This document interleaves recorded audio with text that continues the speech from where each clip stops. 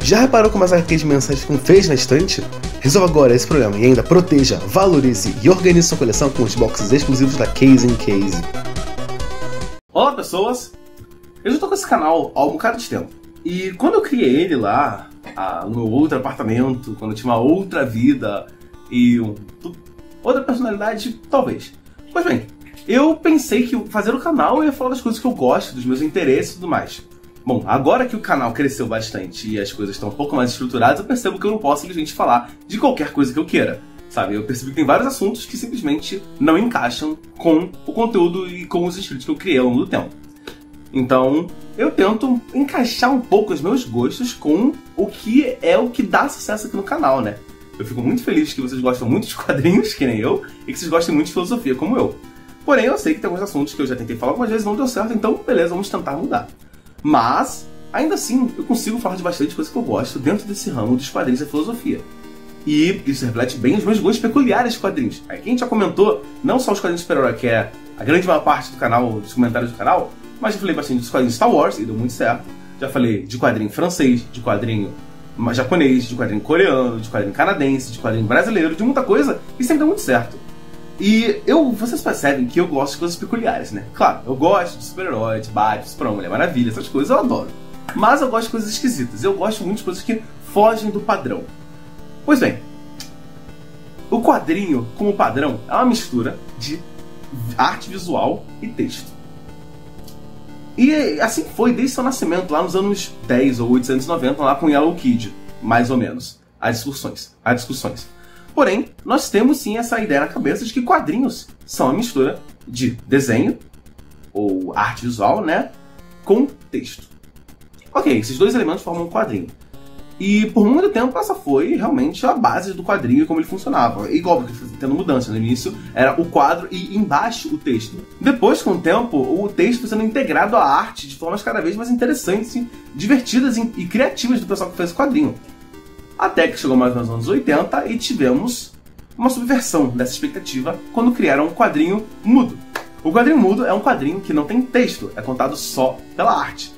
E é engraçado que lá atrás, né, eu lembro de ter uma história do Nick Fury, quando ele era um espião, que o roteirista fez o quadrinho inteiro sem arte, sem texto, porque ele estava invadindo uma instalação, então ele não falava nada, né? Então era só a arte dele subindo muro, descendo parede, arrombando porta, esse tipo de coisa. Então não tinha texto.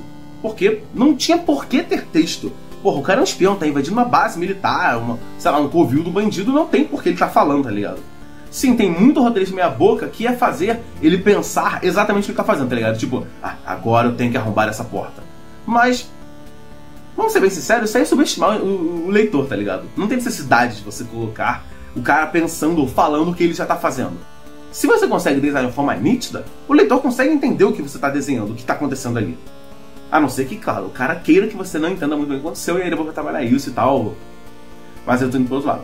Nos últimos anos nós tivemos alguns quadrinhos muito interessantes sem texto aqui no Brasil. E aqui eu vou comentar sobre Um Pedaço de Madeira e Aço.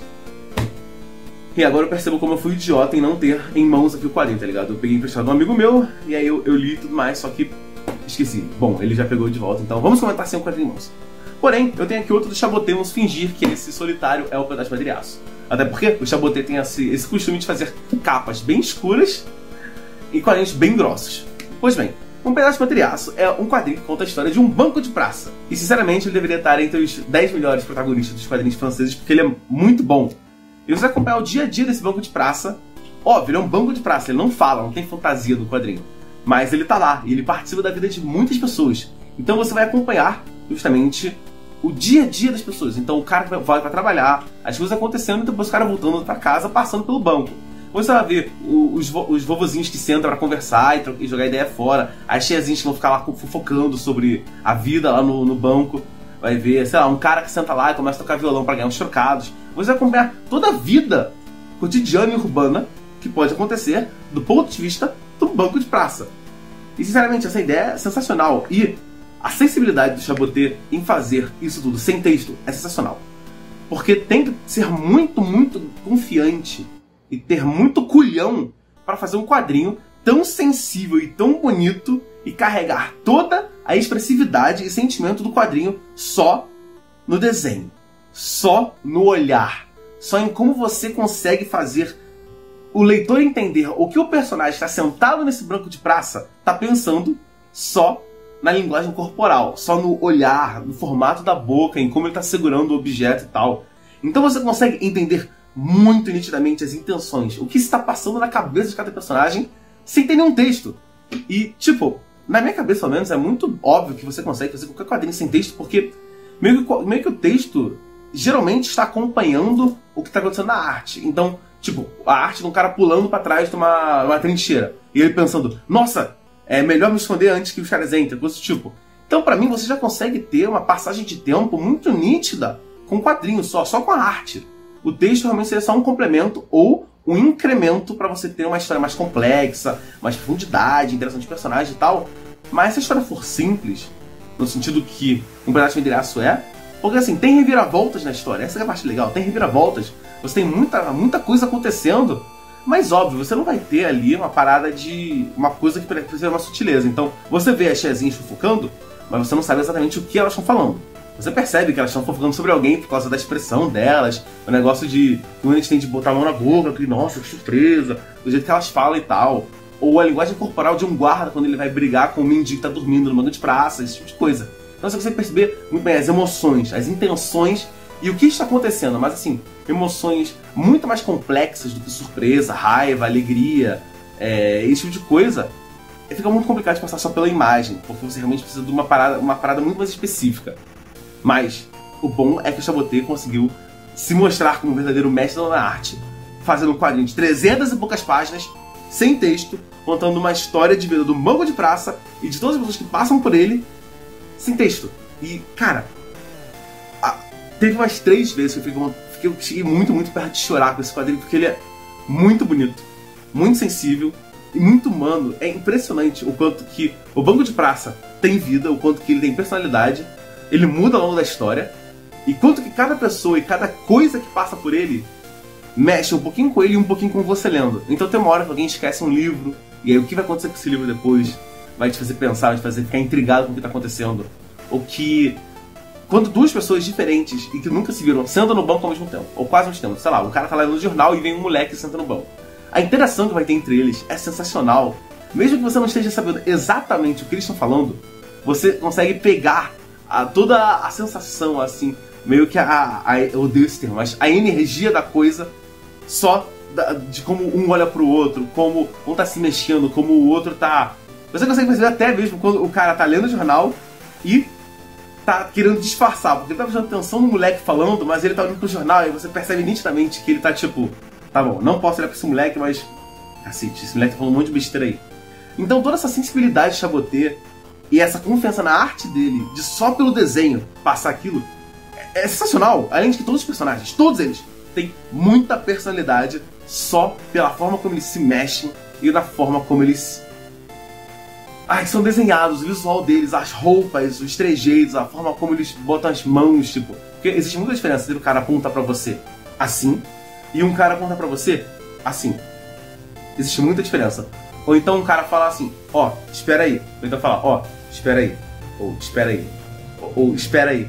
Existe muita diferença nesse tipo de coisa. E é nesses detalhes que resiste a genialidade do Chaboté em fazer isso. Eu já li o Solitário, eu posso falar que Mansell, o Chaboté é do caralho. Esse cara realmente é muito foda. E eu quero muito pegar qualquer coisa dele que sai no Brasil. Porque, uou, como esse cara é criativo, como esse cara é sensacional. Puta que pariu.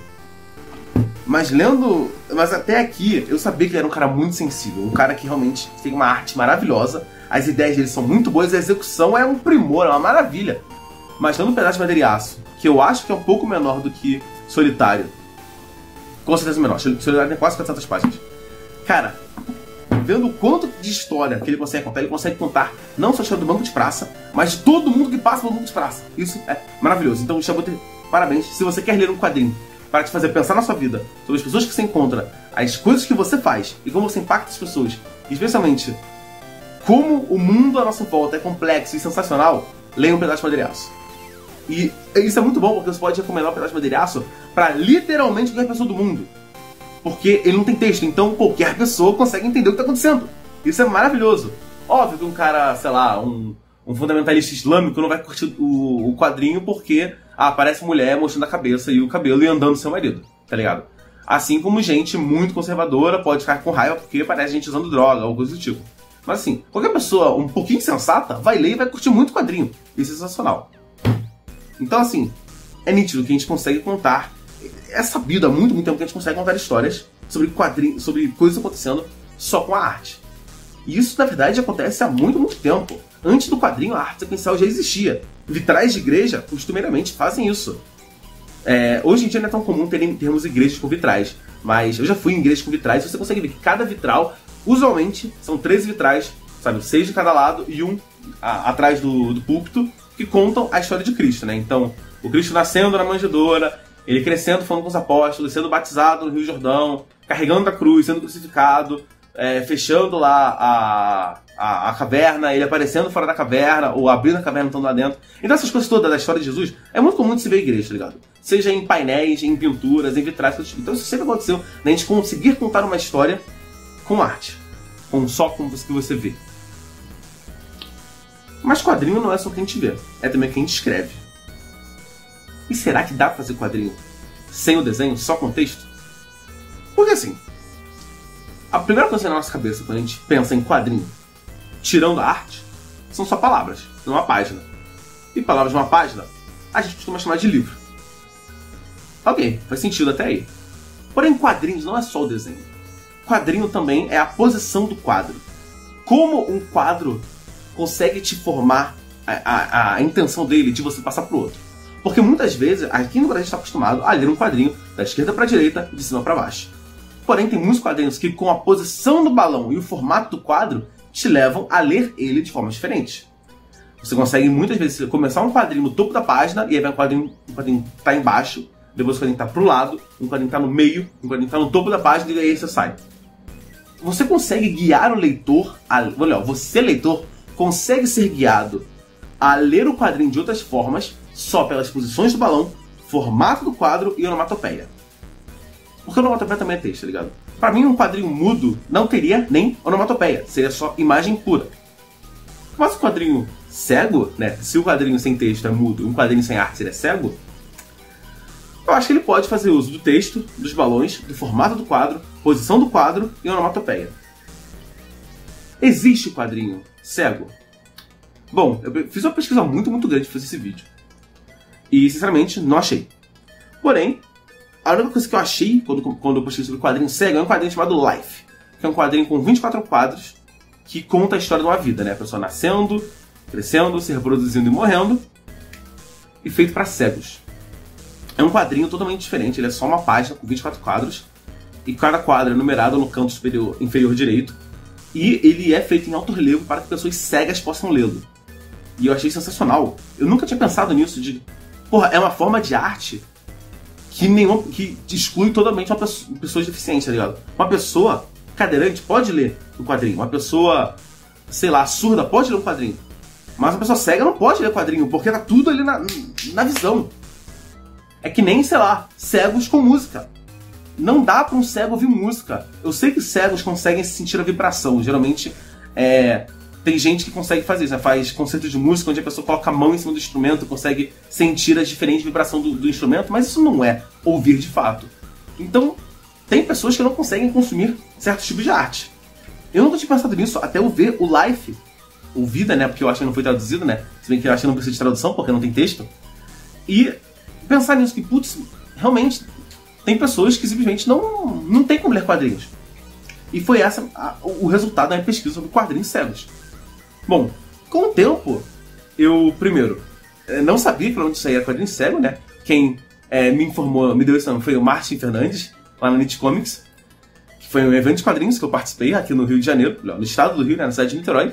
E, Regis, você participou do evento como um youtuber de quadrinhos, um cara cobrindo o evento lá, não sei o que, dando palestra contigo? Na verdade, não. Na verdade, eu participei do evento justamente lançando um quadrinho. Esse quadrinho chama Resistência.